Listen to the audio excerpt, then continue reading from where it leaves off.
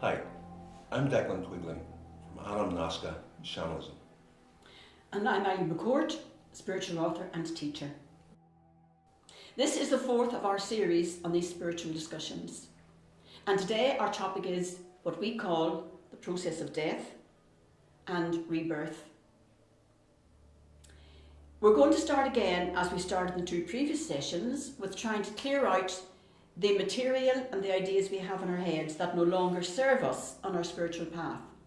And we're going to replace that with ideas which do serve us better. And the idea we have about death that we need to replace is the idea that it is an end to us. When we go through the process of dying, we are not ending in any way. We are simply transferring to or transmuting to a higher state of vibrational energy frequency. It is not a fearful process. There's nothing to be feared. And I think it is religion that has put this idea into people's heads that they're going to meet this male God who's going to judge and condemn them and send them either to purgatory or to hell. And if you're lucky, you might get into heaven. Well, that idea no longer serves us, because in the last session we talked about how we as energy, we cannot end. We cannot be killed, we cannot be destroyed. We simply transmute into a higher form of energy.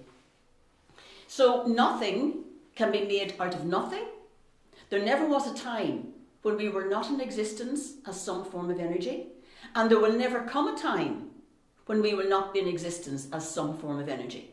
So therefore, death does not exist. We are simply transmuting to a higher form, a higher vibration, like the caterpillar and the butterfly. The caterpillar doesn't die in order to become the butterfly. It simply transmutes into the form of the butterfly.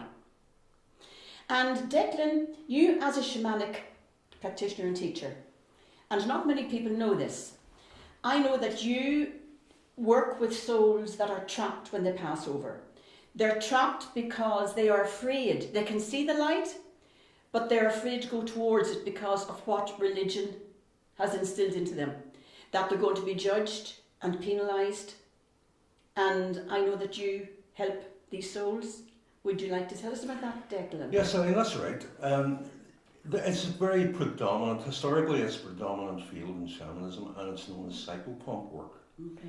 An unusual title, but the work itself is absolutely beautiful, because what you're doing with psychopomp work is that you are taking those souls that are coming to the point of death, taking them through the doorway of death into the hands of their spirit guide and back to their soul family. And that has always been the role of the shamanic practitioner. It's a beautiful ceremony and a beautiful ritual, and connecting with these souls who aren't fully on their path to their soul family and taking them with you. That is beautiful, Declan. It's really beautiful. You must get a lot of self-satisfaction and fulfilment out of helping these trapped souls, because it's very sad. It's very sad, but you have to bear in mind as well, Eileen, that once they cross over, there is no time as there is on this earth. Yeah. So it's not a question of how much time they spend there in torment. They aren't in torment. There is some confusion. And this area that they go to is called the land of the dead in shamanism. And there are many chambers in the land of the dead. There's a specific area for children called the Chamber of Lost Children. But that sounds terribly sad. It does. But actually it's not. This comes in the form of, it's almost like a creche, and the children are attended to by their spirit guides. So they are quite happy in that, but they are not fully fulfilled on their journey. And do remember too, once we pass over, there are no children. That's right. Children is a bodily state. That's right. You know, that is. So we're all old souls.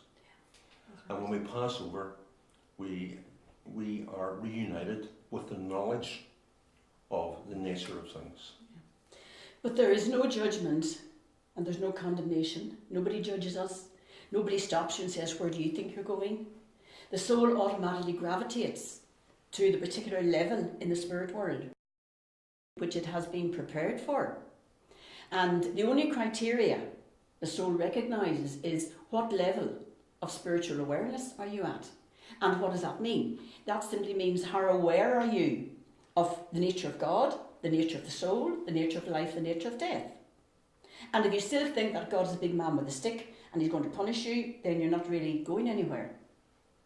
That's right. I think, for me personally, it's one of the most terrible crimes that's been committed by the church, and telling us that... The fear that's been put into us. Yeah. And because the nature, as you know, Eileen, in the nature of the universe, there are two major energies. One is fear and one is love. And if fear is instilled in there, that can only be for one reason, and that reason is control. That's right. Yeah. What about souls that are catapulted with quick deaths into the next vibration deck? No, most souls get time to reflect on what they're doing and where they're going, and get time to put their worldly affairs in order, and get time to say their goodbyes. What about those who don't get time to do that? Well, in my experience, they are directed to a place of cleansing following that. And I think the likes of Michael Newton and The Journey of Souls, and Brian Weiss in his work, they come up with those same understandings through hypnotherapy. And when the soul has a traumatic passing, they potentially lose soul pieces. So the soul pieces hopefully are then returned to them by their spirit guides sometimes. Every case is different, and we have to work on a case-to-case basis. But once they get over there, they are directed then back to their soul family. In the beautiful work that you do, Declan, when you rescue these trapped souls, can you see the expression that they have on their face when they realise that they have been rescued and they're going towards the light? Can you see the difference coming in them? That's one of the things for me, Eileen, in particular, me personally, is that I don't actually have a very strong visual sense of spirit. But I do have what they call clairsentient. Clairsentient, yeah. So I feel, and I have full knowledge through that feeling. So I can sense the joy, I can feel the joy, and the liberation and the freedom once a body comes out. That's beautiful. Once the soul comes out of the body. So Declan, when you're with someone who's passing over, can you see the spirit rising? You know, the same way as spirit is breath and breath is spirit. So the spirit leaves the body with the last breath. Have you actually seen the spirit rise up, the mist or the vapour? Well, again... As cameras can pick up now. Again, I don't see that. You don't see it? I get a sense of You it. sense it. But that sense is very rising, real and very concrete. But I know that the soul hovers over the body for several hours, perhaps days. Because it's familiar with that, yes. Because it's familiar. It's what we have to bear in mind, it's a liberation. It's liberation, yes. And the soul is then free. And part of my particular training in psychopomp work is that I had the journey to my own death in this life, my impending death. Right. And in that, of course, that was quite frightening, you know, initially, to see how your end is going to come. But you know how yours is going to come, do you? Yes. Or Declan? Yes. But it's really beautiful. When I journeyed to that moment, the sense of freedom and release was absolutely wonderful. And then that time spent outside the body, a growing awareness comes of the nature of things and the nature of the universe and our place in it, and our soul family. Because when we leave the body, what is happening? When we die, we're released. We're released and we're going home. The home that we know more than any other home. And Declan, I think, just going back on that, I think that we've got this term death and birth the wrong way around, I think. I think when we come into this incarnation, we're actually dying to the high vibration level, our home. And when we leave this reincarnation, we're being reborn again into our own higher nature. So I think we've got death and birth the wrong way around. Is that right? From my understanding as well, in the spirit world, that's how it's regarded. Death is birth. Death is birth. And birth is death. Because we're dying to our higher nature, coming into this world. That's right. And we're being reborn back into our higher nature again. In fact, one of the other terms for someone who does this work in shamanism is soul midwife. Soul midwife, right, lovely. So the shamanic practitioner would be a midwife for the crossing soul, or the birthing soul back into the spirit world. Your work is really beautiful, Declan. It's beautiful. Work that you do, yes, it is beautiful shamanic work, yeah. It's beautiful when you get those souls and they touch your spirit. Yes. And you see the joy that comes on passing Beautiful, and yes. the recognition. And Declan, we've this idea too instilled into us that when we do pass over, we're going to be lying around on a fluffy cloud playing a harp and singing hymns for the rest of eternity. Declan, I wouldn't know that many hymns, would you? No, I'd be I wouldn't, stuck. unfortunately. I'd be told to get out, I'd be expelled. So what are we going to be doing, Declan? Well, I think, as we discussed before, I think one of the prime motivators for the soul is expansion. Yes. So when we go back to our soul family, we interact with them, we interact with their energies, as I would interact with you. It's very, very similar, just without the body. But eventually, we have to think about how best to expand. And then we have to develop. It's all about the soul contract. and soul expansion. It's all about soul expansion. And we have to think about what tasks or how we can possibly expand in the coming life, in the next incarnation. Yeah. So a lot of time is spent on that. A lot of time is spent on cleansing the negative effects of this life and the energy that we've accrued. So we're constantly learning, constantly progressing, constantly raising our vibration. Yeah, we're not having lying around us in a cloud. And Declan, our loved ones, when they do pass over, they're not gone anywhere. They haven't gone up or down. So they haven't. It's like the television channel in your room. You're tuned into that because that's the one you can see because you're tuned into it. That's right. The other channels haven't gone anywhere. They're all around you, just aren't tuned in. So when our loved ones pass over, they don't leave us. They don't go up or down. Sure, they don't. No, they're very, very close. They're as close as I am to you, if not closer. Only we just can't physically touch them. We can't physically perceive them. Yes. It's one of the things about this Earth incarnation is that our perceptive senses are very limited. Yes. You know, we don't see the outer ranges of ultraviolet or infrared or any of those, but we are given that knowledge once we pass over. But when we come into body, we lose that. Right. And once we pass over, all knowledge is open to us. We have the wider picture. We can see things we weren't able to see in this earth. And then we suddenly realise, gosh, that's what it's all about. Why didn't I see that? Well, the reason we didn't see it in this lifetime is because it has been kept from us. We have been misled along a different path. That's the right. wrong path. And what you realise is that the universe is a totally beneficent, supportive and loving energy. And we are a fabric in that. That's we right. are a thread in that. We are in the web of life. Tapestry. The tapestry, yeah. And when do we ever get off the wheel of death and birth and reincarnation, Declan? Or is this eternity? Well, I think once we get to a certain level of awakening or understanding, then we go on to another wheel. Another wheel, yes. Of existence.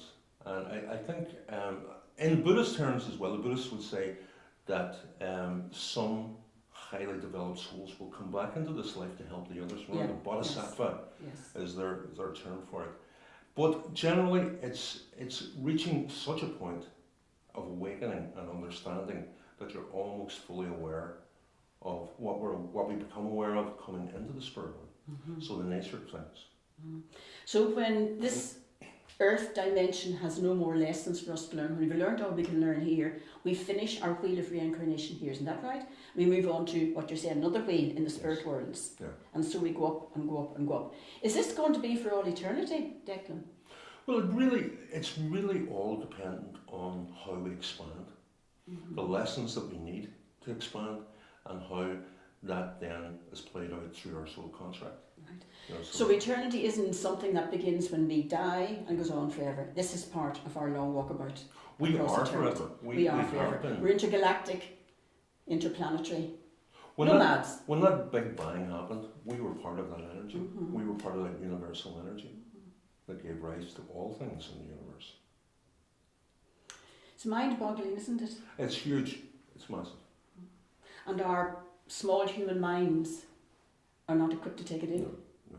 And we do have, the universe has balances and checks built in. And one of the things is that we do forget. That's right. We do forget the And nature of things. That's right. And one of those eternal checks is karma. Yes, that's right.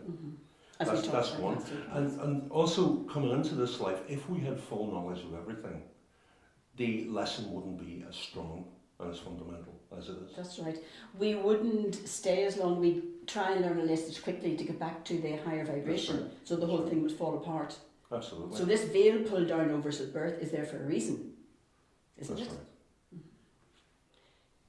And Declan, we spoke there a minute ago about when we actually pass over, there is no judgment and no condemnation and no punishment, but there is a life review. We review our own life, isn't that right? And we will experience, if I caused pain to someone, I will feel that pain I caused them, and that will bring me to my knees. If I brought joy to someone, I too will feel that joy. And it's a balancing, isn't it? That's right, Ellen. That's right. And that's one of the big lessons, I think everyone should know about our spiritual path, is taking responsibility for all our actions. Mm-hmm. And in the Hawaiian shamanic practice of Ho'oponopono, Oh yeah, I love that. that is what the practitioner does. He takes responsibility, or she takes responsibility for everything in the world that has come into the consciousness of that person. And there are 4 mantras that are said, and it's I'm sorry, please forgive me, thank you, and I love you. That's lovely. And in those 4 phrases, that is taking responsibility for everything, and that's what heals. That's what heals other people's karma and negative energy, and that's what heals our own. Right. So Declan, can we sum up what we hope we have got across today in our discussion about death and birth? Well, what I would like to get across is that people should not be fearful of this process. This is a beautiful, liberating, freeing process. A natural process. A totally natural process, and we are going back to the place that we originally came from. We are going home. Yes. And the loved ones who leave us have not gone anywhere. They are still with us. Always. But with a higher perception, they can see things we can't see. That's right. So next week, Declan, we're talking about the nature of Christianity. I'm looking forward to that. That is going to be quite, could we put a word on it? Controversial, maybe? Controversial, I would imagine. Because but this is not new material. No. Again, this is centuries old. But it's material that has been kept from us, Yes. and we need to get it out there, and then people can decide whether they want to go with it or they don't want to go with it. Well, that's it. And I think that's important. It's not our business to take anyone's faith away from them. No, we're not trying or to their do that. understanding away from them, but we are given options. Yes. And I think that's really important to say. So next week, nature of Christianity, and we will end up by the nature of Jesus, no doubt. So we hope you can join us next week again, and thank you for joining us today. I hope you got some benefit from this, and until next Monday, namaste. And thanks for watching. Namaste.